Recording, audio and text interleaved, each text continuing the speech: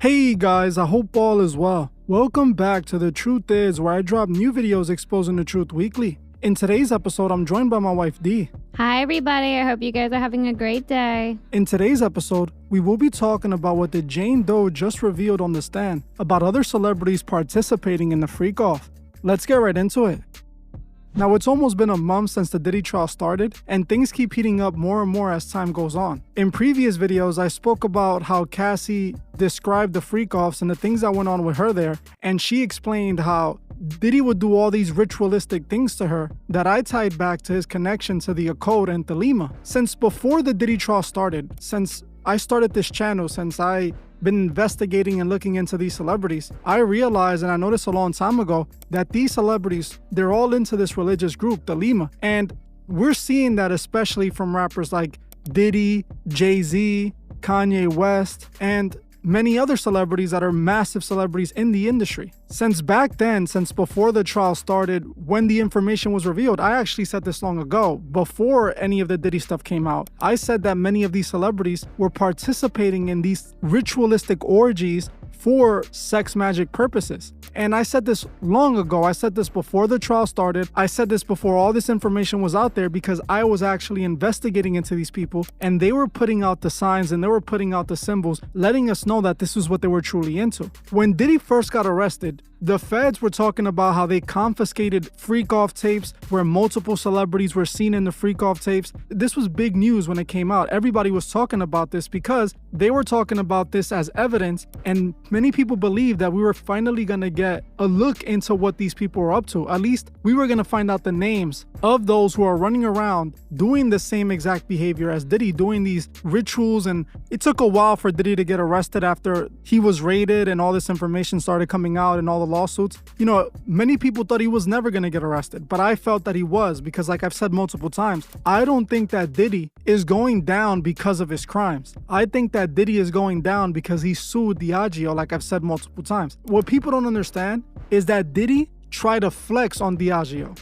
Diddy wanted Diageo to give him power and make him an elite like them, so he tried to use his own audience against them. What Diddy did was he basically claimed that Diageo was racist and that they were discriminating against him because he was black and making his brand inferior, an urban brand. That's what he claimed in the lawsuit. And he was going on press, basically trying to leverage his audience against Diageo. And it didn't work out, because you see what happened. Cassie ended up suing him. So many others ended up suing them. All these lawyers went against him, and they made Diddy the target. Then he gets investigated by the feds. They take him down. It was not because of the Freakoffs that Diddy is getting locked up. It is not because he beat Cassie or did any of those things he did. They don't care about any of that stuff. They already knew about that stuff. The moment that Diddy disrespected them, that's when this happened. And this is important because, like I said, they're not trying to expose the Freakoffs. That's not their goal with this. They're not trying to expose the truth about the industry, how it's just a giant cult full of all these people participating in these rituals. They're not trying to expose that,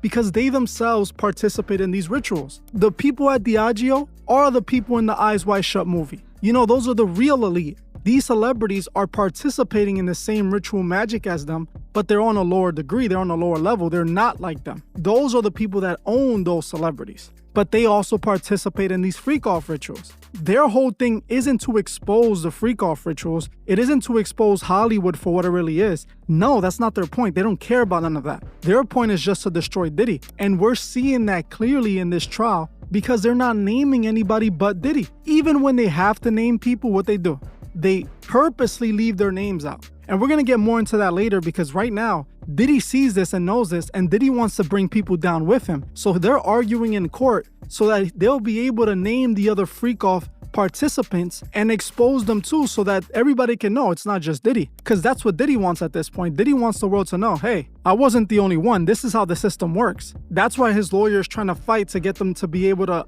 say the names of the other Freakoff participants or contestants, whatever you want to call them. But recently, the Jane Doe said something extremely important and extremely interesting. She basically confirmed, she 100% confirmed that other celebrities are participating in these Freakoffs with Diddy. She just testified recently in the trial that she was at a hotel night, which is what Diddy called the Freakoffs with her, but she wasn't with Diddy necessarily. She was there with another celebrity couple who hired an escort to hook up with the celebrity's girlfriend in front of them while 8 other celebrities sat there and watched it go down. That is a Tolima sex ritual, 100%. In Tolima, what they do is they have this high priestess who's a female engage in these sex rituals with an high priest while a crowd of people watch and consume the energy. That's what they're doing. That's what this is all about. This is not some kink. This is what they're trying to paint it as because they don't want us to know this is the truth. They don't want us to know that this is their way of life. This is what they participate in. They are participating in satanic sex rituals. They're utilizing this sexual energy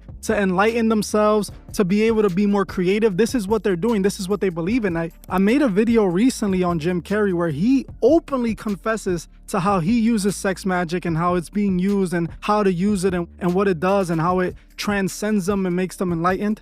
About alchemical sexual alchemy. Do you know that do you know that the story Jesus, how it's been altered in certain ways? I mean, yes, there was a guy. Yes, there was teachings, all that stuff. But there's 33 vertebrae in their spine. There's 33 years in the life of Jesus.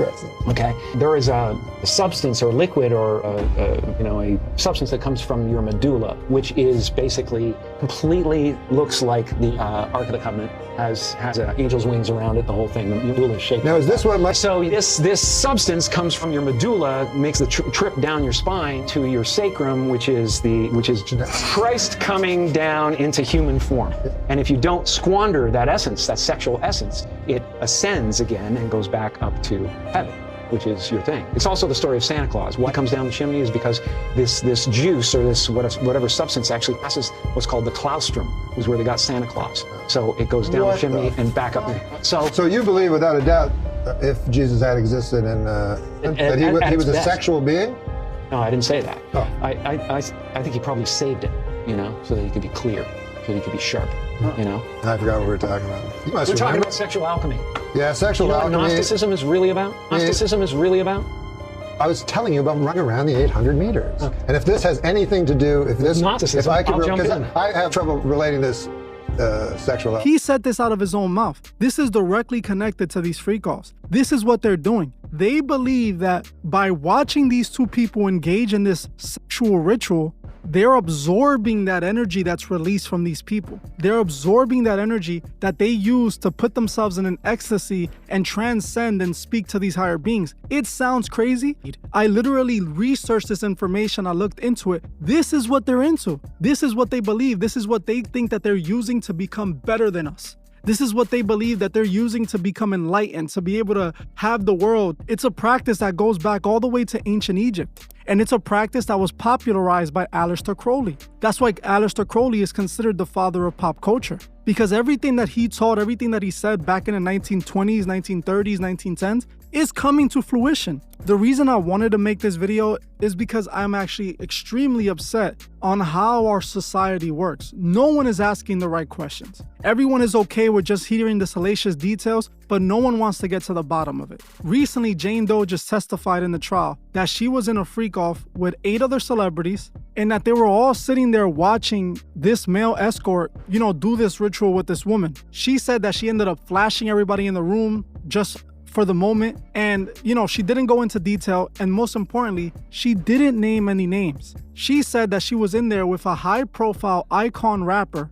and their girlfriend. She said that this rapper told her that he always wanted to hook up with her, that he's always had a crush on her, and that he even asked her if she had anybody that they can utilize for their own private freak-off rituals. Now, they didn't name this person. Even though this is one of the most important trials, even though this is something that everybody is tuned into, even though this is something that we all need to know because this is what's happening in our world, they are refusing to tell us this information. They are purposely hiding it, and it's not just the lawyers, it's the court system because like I've said, this Tolima rituals goes all the way to the top. It goes all the way to the people that built this country. It goes all the way to the law. It goes all the way to the government. These people are not going to expose what they are into. They're going to blame everything on Diddy. This is all some freaky kink that Diddy had. Nobody else in Hollywood does this. And even when the Jane Doe confessed that there's others in Hollywood doing it, they won't say their names. I believe that it has to be one out of these 4 people.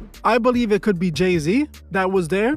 I believe it could be Kanye West that was there, I believe that it could be DJ Khaled that was there, and I also believe that it could be Rick Ross. Any one of these guys hang around Diddy, have been in Freakoffs most likely, and like we heard the escort that Diddy hired admit, Rick Ross, DJ Khaled, and Diddy are all part of the Bole secret society, and they're all gay. This is what he said, and he was being used for the Freakoffs. He heard conversations. He was there in the room.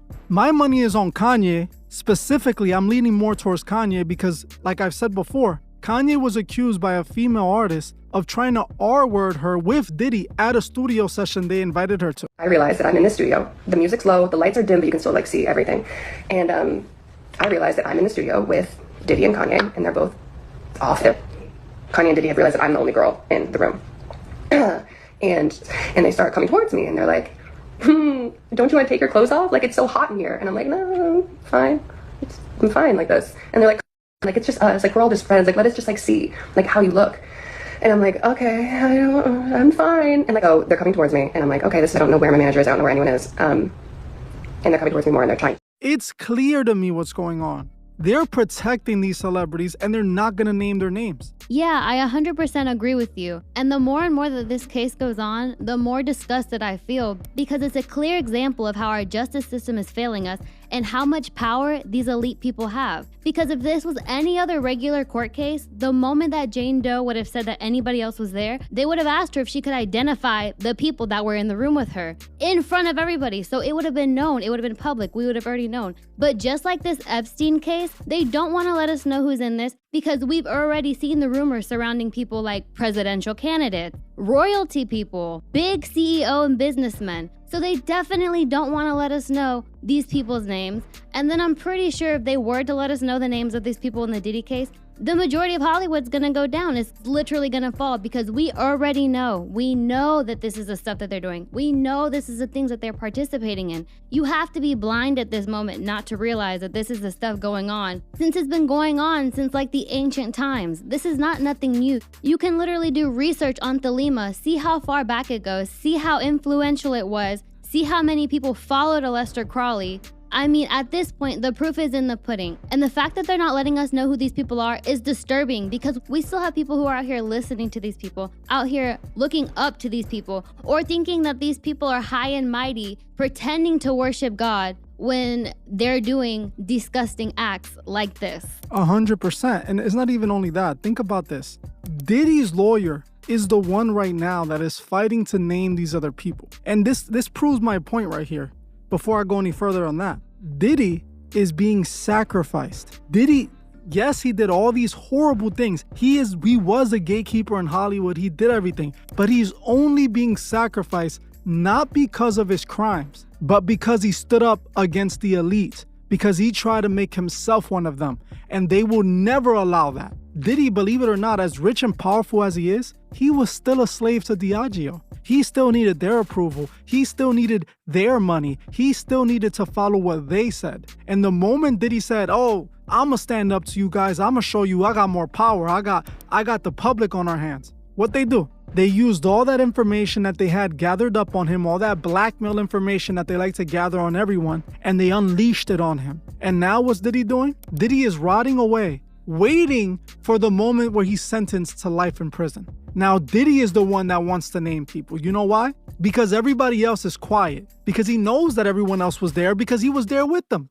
They all did the stuff together. They all participated in these rituals. That's what makes them these celebrities. That's what got them to where they're at. They all did it. But the industry is going to protect everybody else because they have no problems with everybody else. It's just with Diddy. That's why Diddy wants these people named, because he knows that the moment that everyone's named, what happens? It is no longer a crime if everyone is doing it. Jay-Z does it, if Kanye does it, if Drake does it, if all these rappers do it, all these celebrities, all these Hollywood actors, and all these politicians, and all these important people, all these elites do it. How are we just gonna blame Diddy? How are we just gonna let Diddy go down? They all need to go down. And I'm sorry if I sound upset. I cannot believe that they're just gonna sit here in front of us and play these games.